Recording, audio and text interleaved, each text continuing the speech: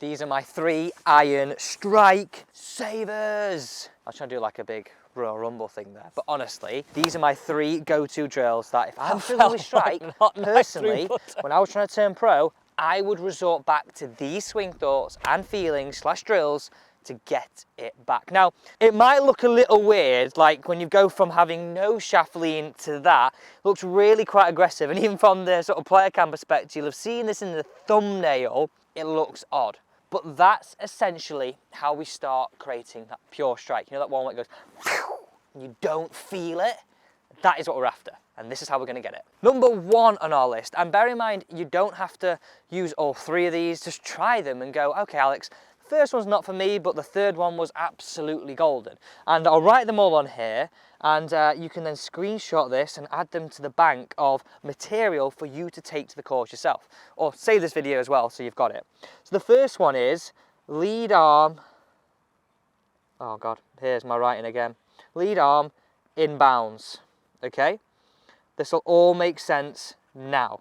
Lead arm inbounds, and this is to help fat / thin / short, weak irons. And what I'll do is I'll get Ems to rewrite the entirety of this at the end, so it's extremely neat and you can screenshot it much easier at the end. First thing we've got to understand is what is inbounds and out of bounds. So I've teed this golf ball up on the fairway just so we don't make a mess of the fairway, because it is so beautiful here, but by all means you don't tee this up when you do this drill.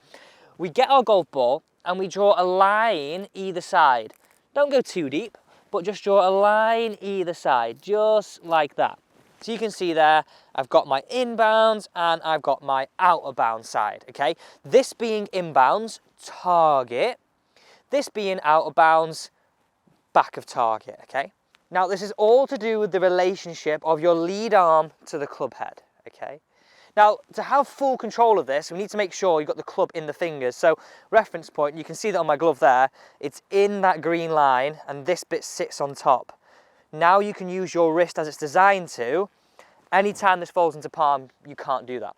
So, I've got 7-iron here in my hand, so I've got this line that I've drawn in the ground to 7-iron ball position. If I was doing this with 5-iron and it works for that, 4-iron or even 8-iron and 9-iron, just move the line to correspond to the club that you've got in your hand. So for reference, that's where my sternum is, and that ball position is just slightly ahead. That's where I'm starting.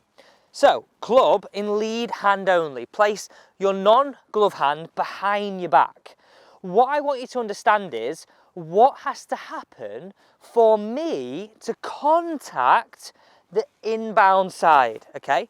On the ground, the inbound side. Now, there's many reasons why you won't contact the inbound side and you'll contact out of bound side. One of them could be throwing the angle away.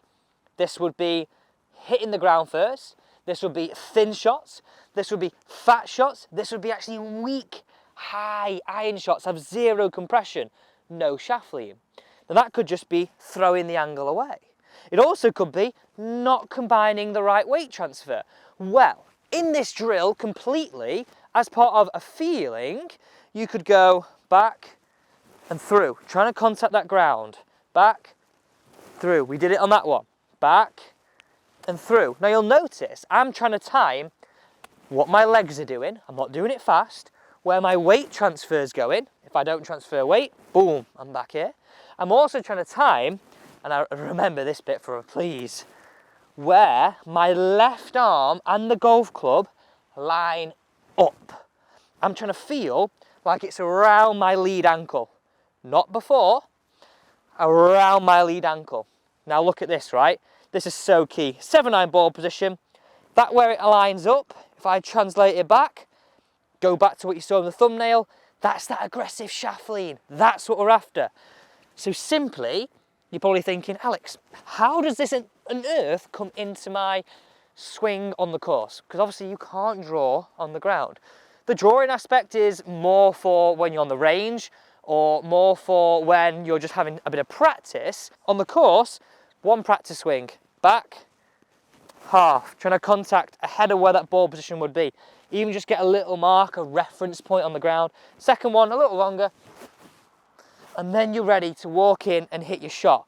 having the idea of how do I combine weight transfer and the idea of left arm and golf club lining up around my lead ankle to contact on the inbound side, to contact the ground here.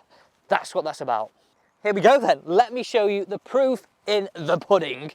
Okay, ball position with the line, boof, line it up, boof, line it up. I'm also saying, really relax with that.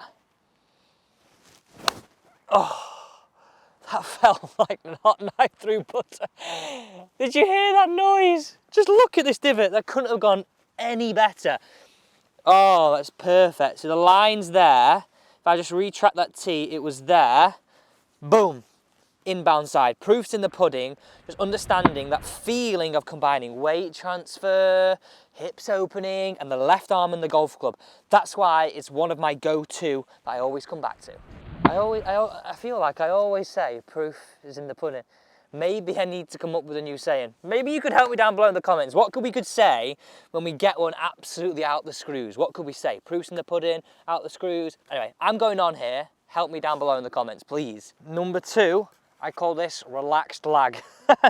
So let's go here. Relaxed lag. And this, again, we're going to ditto that. This is all going to help this scenario. But just, I guess, another way of doing it. Because you just need, some days, your brain is just a bit full of mush in it. You need different ways of doing the same thing. Right, let's get into this. I'm still admiring that strike, to be fair. We'll put it on the tee peg again. You don't need to do this. Again, I want to reiterate, the course is too nice for me just to take divot after divot, so tee peg just reduces that a little bit.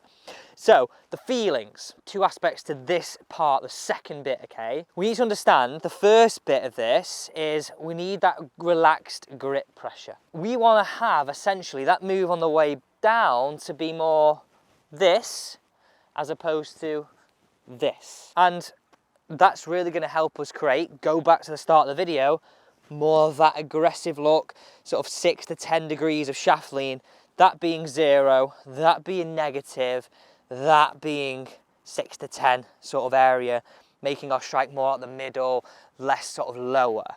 So my feeling here is that smooth transition. And it might be a bizarre way of going, Alex, well, why did you feel it in transition to get better there?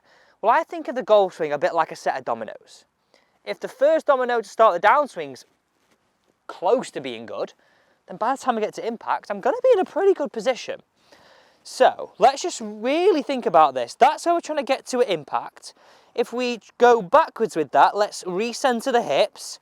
Let's send the wrists back. Look where my wrists are. Come and get a close-up on that, to be fair. Look at them there. Look at this angle. I'm wanting to feel that angle, smooth and relaxed in transition. Now, when you first do this, you might feel you're a little bit less control because your hands don't feel like they're on the club.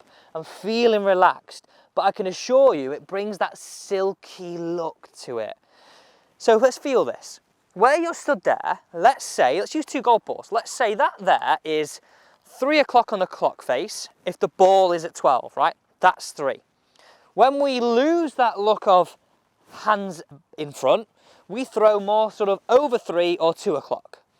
I want you to stay relaxed, feeling like we're there. We're trying to there. This just feels like effortless, to be fair. I don't feel like I'm having to manipulate too much. I'm staying relaxed. I'm focusing on that. I'm trying to get there, not there. So that was like 4 o'clock, let's say. That's that smooth feeling. Just come here, look, let's just, what that feels like, like, and then downwind, like that. And it's just subtle, but it makes such a difference. That's the first bit. Let's jump over to the buggy. Let's grab an alignment stick. Just knock that ball out of the way. Let's put them both there, shall we? So that's not in the way. I've got an alignment stick and place it on the ground, roughly 1-2 club heads back. You can actually see the line of where my ball position is from that first drill we'd used. And now I'm going to hit some shots away, avoiding this and trying to get that feeling of there and boof and in. There, boof and in. Not throw out towards 2. I'm going to clatter that alignment stick all day. Now I'm going to hit this one, But on the golf course, obviously you couldn't have the stick. So I would just imagine there's a little line on the ground. Let's show you. So let's just take something. We'll keep the stick there for the sake of this. But we could say that piece of leaf there, or this little divot. I've got to imagine the club is clearing that, then hitting the ball, not brushing that, and then catching it thin. Here we go. Let's hit this one away. And that's our second drill. Second drill of the day on this video. Wow. And if you're wondering where we are in Villamora. This is the old course. And I said this on my story the other day on Instagram. This has to be one of my new top 5 golf courses. That's it there and in. Wow. Wow, wow, wow. Look at that. 2 for 2 on the green. Now we've got my final drill. This is the pushback. Let's do it. Now we've come to a different hole. I've actually not played this hole. I'm looking forward to this shot. It is 160 out. The flag is sort of raised up. I'm gonna, well, got to hit a pure iron shot to be able to get there. And again, I come back to this. It's like pressure like this is when you want to rely on strike. So we call this palm down. And I guess, like, if you look at this, right, lead arm inbounds, that could be a swing thought. Relaxed lag, that could be a swing thought. And this could be a swing thought, palm down. Now, this will ditto on all this, but I will say this, like for me, this is very much starting the swing right, getting the right hand and the right arm to set and then be able to put pressure back is vitally important. If we lose pressure early, it's very, very hard to regain that. So we'll just put this a bit more take away. That's terrible writing. Please help me out here with that rewriting afterwards. Okay, let's get into it. So I've got this set up here. Have a look at this, right? I've got my T-peg. This is part of the drill. And I've got a golf club on the ground directly behind. This is really, really so good. So it's just gonna come away from that second. I'm gonna put my palm and middle finger on the side of the golf club. It's gonna set up like that. That's how it's gonna work, okay? Just like that. That's where I'm gonna start. So if we look how the right hand and the right arm wants to set, very much like this, all the way to the top. So we can put that pressure back down. Okay, again, I come back to the shaft lean you saw in the thumbnail, the start of the video. If I lose that pressure, look how the arm sets differently, then I got to regain, and we tend then to start throwing all sorts at it. We try and compromise. So this is why this drill's so good. I want you to really get that feeling of extending back, keeping the palm down, and having a little bit of resistance to push against. Boof, that's where I want it to go. Then you build it up, you come down, and you strike the T-peg away. That is the drill.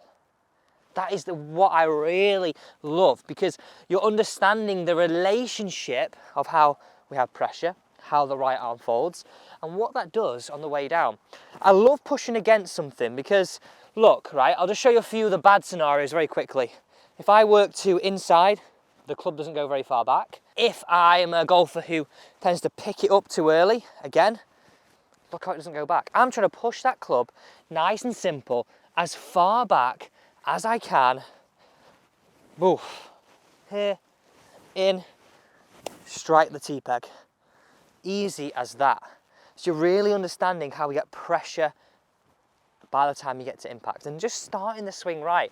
And again, the reason why it's good for me is like, I was very much one of these, fan it open, get it gone. So on the shot, that, push it back, feel my palms more down, and then you can take it into a shot.